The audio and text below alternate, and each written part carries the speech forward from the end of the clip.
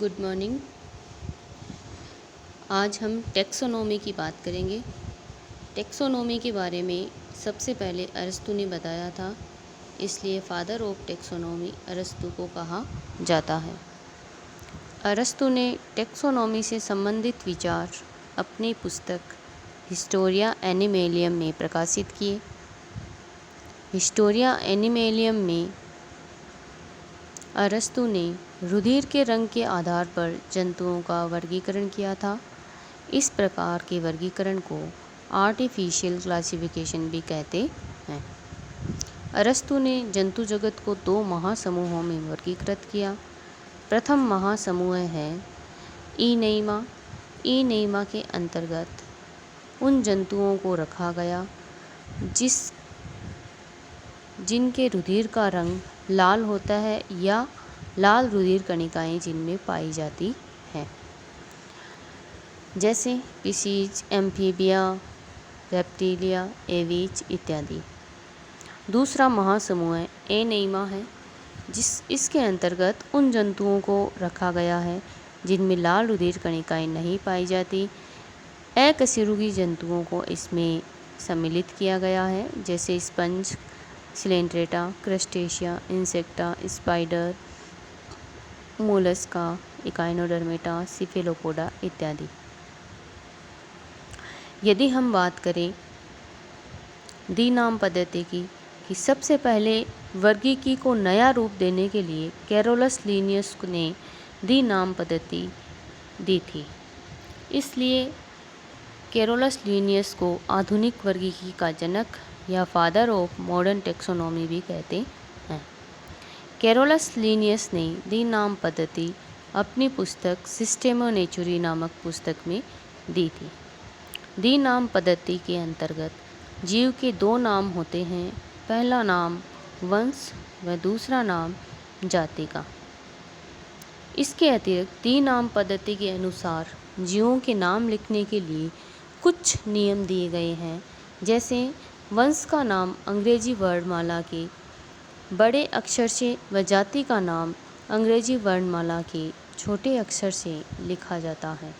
वंश व जाति के नाम को तिरछा या इटैलिक भाषा में लिखते हैं या फिर इन्हें अंडरलाइन करना आवश्यक होता है, जैसे मनुष्य का नाम होमो सेपियंस, मेंढक राना टिग्रिना, घरेलू चिड़िया पेसर डोमेस्टिका, कुत्ता कैनिस फेमिलियरिस, शेर पैंथेरा लियो, कॉकरोच पेरिप्लेनेटा अमेरिकाना। दी नाम पद्धति के अतिरिक्त एक और नाम पद्धति प्रचलित में आई, जिसे त्रिनाम पद्धति कहते हैं।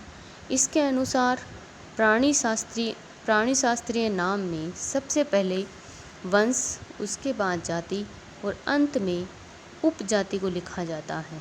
जैसे मनुष्य का नाम त्रिनाम पद्धति के अनुसार है होमो सेपियंस सेपियंस, होमो वंश, सेपियंस जाति और सेपियंस उपजाति है। भारतीय शेर पैंथेरा लियो पर्शिका। इस प्रकार से जीवों का नामकरण और वर्गीकरण किया गया है। यदि हम बात करें हायरार्चिकल क्लासिफिकेशन की, तो जंतुओं को वर्गीकरण करते समय विभिन्न प्रकार के स्तरों में बांटा जाता है। इन स्तरों को एक निश्चित क्रम में रखा जाता है। इस निश्चित क्रम को हायरार्चिकल क्लासिफिकेशन या पदानुक्रमिक वर्गीकरण कहते हैं। यह क्रम इस प्रकार है: phylum, class, order, family, genus, species. Species वर्गीकरण की सबसे छोटी इकाई है। स्पीसीज कंसेप्ट जो है वो जॉन रे के द्वारा दिया गया है। इसके अतिरिक्त मेयर ने भी स्पीसीज के बारे में जो है वो परिभाषाएं दी हैं। यदि हम जंतुओं का वर्गीकरण देखें तो पंचजगत अवधारणा के बारे में R.H. व्हीटेकर ने बताया था, या पंचजगत अवधारणा 5 किंगडम कंसेप्ट को R.H. व्हीटेकर ने प्रतिपादित किया था। यह वर्गीकरण निम्न आधार पर किया गया है: कोशिका की संरचना, एक कोशिकीय व बहुकोशिकीय के आधार पर, और पोषण की विधि के आधार पर। R.H. व्हिटेकर ने सभी जीवों को 5 जगत में वर्गीकृत किया है। पहला वर्ग है मोनेरा। इनमें प्रोकैरियोट्स को रखा गया है। केंद्र कला अनुपस्थित होती है। इकाई झिल्ली युक्त कोशिकांग इनमें अनुपस्थित होते हैं। DNA सर्कुलर होता है और हिस्टोन प्रोटीन एब्सेंट होती है। इनमें यदि फ्लैजिला पाया जाता है तो इसमें 9+2 व्यवस्था अनुपस्थित होती है। मोनेरा का उदाहरण है बैक्टीरिया, ब्लू ग्रीन एल्गी और माइकोप्लाज्मा। दूसरा जो जगत है वो है इसके अंदर प्रोटिस्टा।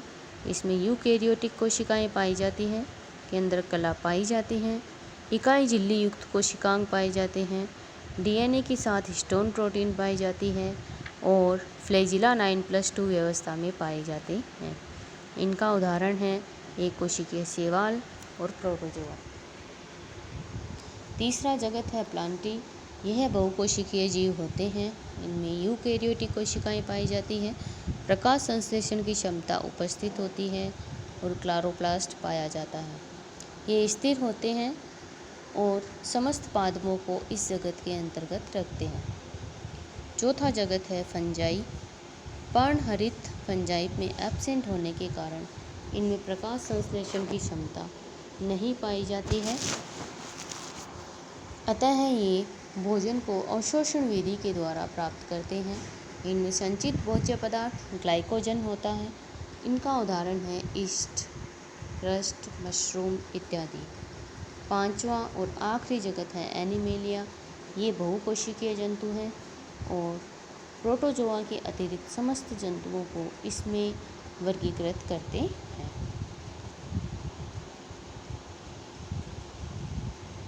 एनिमेलिया को 3 उपजगतों में वर्गीकृत किया गया है: एग्नेटोजोआ, पैराजोआ और यूमेटोजोआ।